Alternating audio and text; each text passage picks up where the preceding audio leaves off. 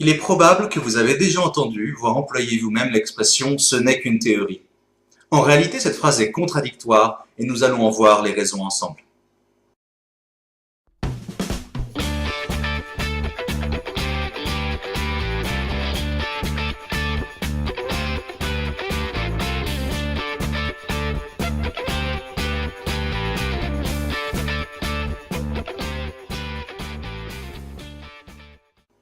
Cet abus de langage dans la vie de tous les jours n'est pas surprenant. Comprendre la signification du terme de théorie n'est pas si simple que cela. Le principe même de la théorie est qu'elle doit être réfutable, et les scientifiques partent du principe que toute théorie peut un jour être considérée comme fausse et être entièrement remise en cause. Nous reviendrons sur les raisons pour cela dans quelques minutes. Mais si les scientifiques partent eux-mêmes de l'idée qu'une théorie peut potentiellement être fausse, quelle différence avec une hypothèse ? Issu du grec hypothesis, signifiant supposer ou suggérer, Socrate aurait été le premier à utiliser ce terme issu du théâtre antique pour développer sa méthode de coopération argumentative entre deux personnes pour faire avancer une réflexion. Il l'utilise notamment en parlant de « rechercher à partir d'une hypothèse ». Il a ainsi proposé la première version documentée et mise à l'écrit par Platon, que l'on appelle aujourd'hui la méthode socratique. Pour Socrate, l'hypothèse est donc le point de départ de la réflexion. En science, comme dans la vie de tous les jours, c'est à partir de là que vous allez pouvoir commencer à construire une idée. Bien entendu, ce point de départ ne peut pas être considéré comme vrai. C'est une simple suggestion ou une supposition. Toute hypothèse doit donc être considérée comme pouvant être vraie ou fausse. Toute hypothèse est temporaire. Elle est formulée dans l'attente d'une expérimentation vérifiable. En clair, une hypothèse est une déclaration provisoire menant à une expérience déductive vérifiable. Si une hypothèse est validée par l'expérimentation, alors elle va permettre de déterminer une théorie, généralement en conjonction avec plusieurs autres hypothèses et expérimentations. Attention cependant, une hypothèse ne devient pas une théorie. Hypothèse et théorie sont deux étapes différentes de la méthode scientifique. Le terme de théorie nous provient aussi du grec ancien. Bien qu'il avait un usage quotidien proche de regarder ou voir, il était aussi utilisé sous la signification de contempler. Pythagore, oui, notre ami du triangle qui vous a donné tant de plaisir au collège, a modifié sa signification pour le rapprocher des mathématiques. Pour lui, la connaissance intellectuelle est le seul moyen de parvenir à un plan d'existence supérieur. Il utilisa donc le terme de théorie pour signifier la contemplation passionnée du savoir. C'est toujours la signification que nous utilisons aujourd'hui, plus de 2500 ans après sa mort. Un siècle et demi plus tard, Aristote complétera cette idée avec sa définition de la pratique, affirmant que théorie et pratique sont complémentaires mais opposées. Nous employons toujours cette dualité entre théorie et pratique dans la langue moderne au quotidien. Pour Pythagore, et encore aujourd'hui, faire de la théorie est donc être à la recherche de la connaissance ou du savoir. C'est la mise en place d'une méthode de réflexion pour s'approcher le plus possible d'une compréhension intellectuelle du monde et de son fonctionnement. En clair, une théorie est un modèle expliquant le fonctionnement de la nature de notre univers. Une théorie explique ou cherche à expliquer le pourquoi. Afin d'arriver à développer une théorie, le philosophe ou le scientifique doit partir d'une ou plusieurs hypothèses. Rappelez-vous que l'hypothèse est le point de départ de toute réflexion intellectuelle. Le chercheur va alors appliquer plusieurs expériences déductives, vérifiables, afin de chercher à prouver ou infirmer son hypothèse. Rappelez-vous qu'une hypothèse ne devient pas une théorie. L'hypothèse est le point de départ qui peut être très différent de la théorie qui en découlera. La raison est la suivante. Si votre point de départ et d'arrivée sont les mêmes, c'est que vous n'avez pas cherché à comprendre quelque chose que vous ignoriez. Vous avez cherché à prouver ce dont vous étiez vous-même convaincu à l'avance. C'est ce que Karl Popper appellera au XXe siècle de la pseudoscience. Une fois les expérimentations sur la ou les hypothèses terminées, en fonction des résultats, il sera possible de proposer une théorie. En clair, une théorie est composée d'une ou plusieurs hypothèses vérifiées à travers des expérimentations expliquant pourquoi un phénomène se passe. Attention, ça ne signifie pas que votre théorie sera forcément juste ou fausse. Vous pouvez passer des années à travailler sur un sujet et tirer une conclusion fausse, voire ne pas parvenir à trouver suffisamment de preuves pour tirer une conclusion. De même, une théorie peut s'avérer finalement fausse. Ceci est l'un des fondements de la description de la méthode scientifique de Karl Popper. En science, il faut continuellement chercher à vérifier la validité de toute connaissance et de tout savoir, notamment avec le principe de réfutabilité. Nous allons revenir sur ce point dans quelques minutes. Une théorie est proche de ce que l'on appelle en science une loi, mais ces deux termes ne sont pas synonymes non plus. En science, une loi est une description du comportement attendu d'éléments dans un cadre précis. C'est ainsi que l'on utilise le terme de loi pour la loi des grands nombres ou la loi de la gravitation. Cette dernière fut décrite par Isaac Newton. Elle explique que toutes les particules dans l'univers attirent toutes les autres, avec une force directement proportionnelle à la masse de chacune de ces particules et inversement proportionnelle à la distance entre leurs centres respectifs. Une loi décrit un résultat attendu dans un certain cadre et comment ce résultat arrive. Cependant, une loi n'explique pas pourquoi. Vous pouvez maîtriser sur le bout des doigts la loi de la gravitation sans pour autant savoir ce qu'est la gravité. Ainsi, il faudra attendre 235 ans pour qu'Albert Einstein et ses équipes achèvent leur travail en 1915 sur la théorie de la relativité qui va permettre d'expliquer la nature de ce qu'est la gravité.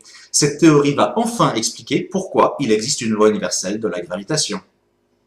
Si les différentes étapes pour aller des hypothèses aux théories ou lois ne sont pas respectées parce qu'il manque une ou plusieurs données ou informations, mais qu'une conclusion est tout de même tirée, cette conclusion n'est donc ni une théorie ni une loi.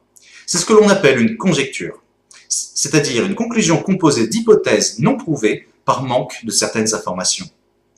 Une conjecture pourra dans l'avenir être considérée comme vraie et donc devenir une théorie ou une loi, ou fausse lorsque suffisamment de nouvelles données testables et vérifiables auront été apportées.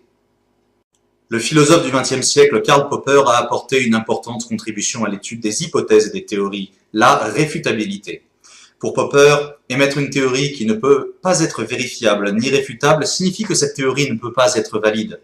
Il considère que c'est le plus important critère pour déterminer la validité d'une idée. Si votre théorie est basée sur des hypothèses qui ne peuvent pas être vérifiées, alors cette théorie est invalide. Ainsi, vous pouvez affirmer que tous les habitants de la Bretagne mangent du beurre salé. Cette déclaration est acceptable et potentiellement valide car il est possible de la réfuter. Si vous trouvez une seule personne résidant en Bretagne qui ne mange pas de beurre salé, alors vous saurez que votre déclaration initiale était fausse. Si vous ne trouvez pas d'individu qui ne mange pas de beurre salé, alors votre déclaration est potentiellement valide. Ce principe de réfutabilité apporte cependant une sensation désagréable, inconfortable, tant et si bien que ce principe fut le point sur lequel Karl Popper eut le plus de détracteurs de son vivant et encore aujourd'hui. En effet, une déclaration peut être potentiellement valide si et seulement si il est possible de la réfuter. Or, certaines découvertes scientifiques, modernes ou passées, auraient été considérées comme des conjectures et auraient dû être abandonnées. Certaines théories issues de l'Antiquité, qui finalement nous ont permis à travers les siècles d'avancer, n'auraient pas été émises. La technologie aussi nous limite. Nous ignorons quelles seront nos capacités dans quelques dizaines d'années. Des théories d'Albert Einstein lui-même étaient difficiles, voire impossibles d'imaginer pouvoir les tester de son vivant, alors que nous avons désormais pu le faire. Quelques scientifiques et philosophes s'opposent donc à cette approche qu'ils considèrent comme trop radicale. Il reste que ce principe de réfutabilité a apporté beaucoup aux réflexions scientifiques et philosophiques. Sa phrase exacte n'est pas certaine, mais Albert Einstein aurait lui-même dit « Aucune quantité d'expérimentation ne pourra jamais prouver que j'ai raison. En revanche, une seule expérience peut prouver que j'ai tort. » En clair, une théorie n'a de validité scientifique que s'il existe une possibilité de la prouver comme fausse. Une théorie ne peut être que probablement vraie. S'il n'est pas possible de mettre en place une expérience prouvant qu'une théorie est fausse, alors cette théorie est forcément fausse. Si les expériences n'ont pas permis de la prouver fausse, il est possible qu'elle soit vraie, mais elle peut tout de même rester fausse, et il faut continuer à travailler à chercher de nouvelles manières de réfuter toute théorie, même celle massivement acceptée de nos jours.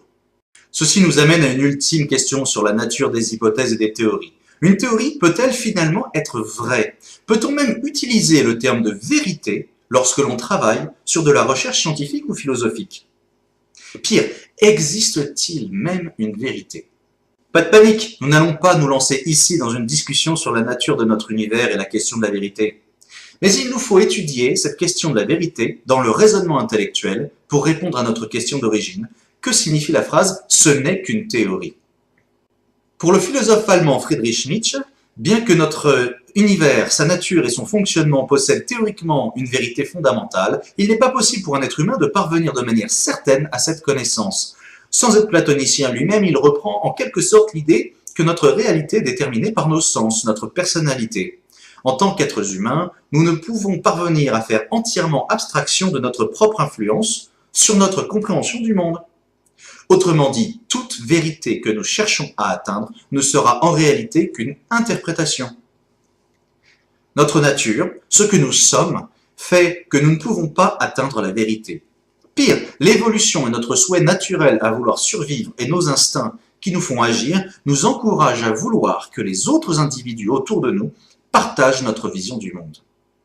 Notre perspective est dirigée et façonnée par nos propres besoins animaux et pervertie par l'impact de notre socialisation et l'imperfection du langage.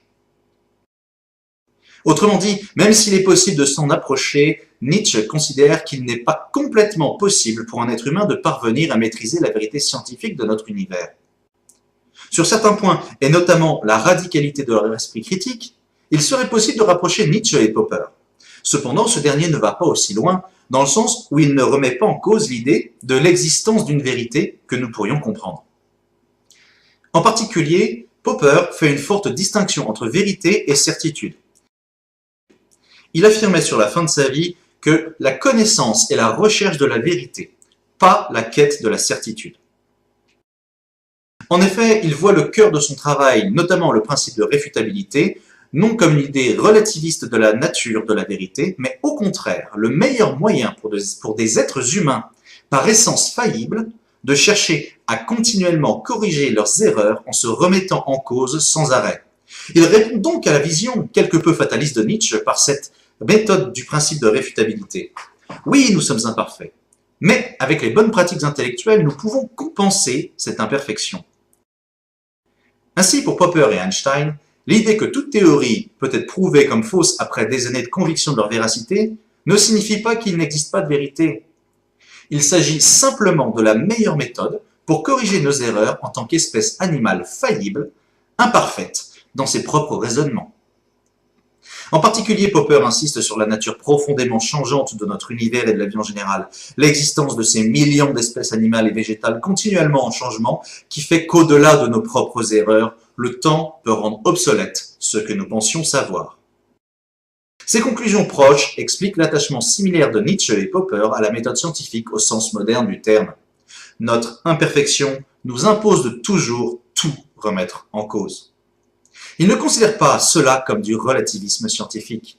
Il s'agit simplement de vérifier notre proximité avec la vérité. Aujourd'hui, vous avez appris que les termes hypothèse, théorie et loi décrivent des étapes très différentes de la méthode scientifique. Une hypothèse est une déclaration provisoire qui peut être vraie ou fausse, nécessitant une expérience déductive vérifiable. Une théorie est composée d'une ou plusieurs hypothèses vérifiées à travers des expérimentations expliquant pourquoi un phénomène se passe. Une loi est aussi composée d'une ou plusieurs hypothèses vérifiées à travers des expérimentations expliquant comment un phénomène se passe. Vous savez qu'une conjecture est une conclusion tirée à partir de données insuffisantes dans le but de parvenir à une théorie. Une conjecture peut à terme être déterminée comme étant fausse et sera donc oubliée, ou correcte, faisant de cette conjecture une théorie. Vous savez qu'une théorie ou une loi ne peut être valable que si elle est réfutable. Vous avez aussi appris que pour atteindre la vérité, il vous faut vous débarrasser de toute certitude.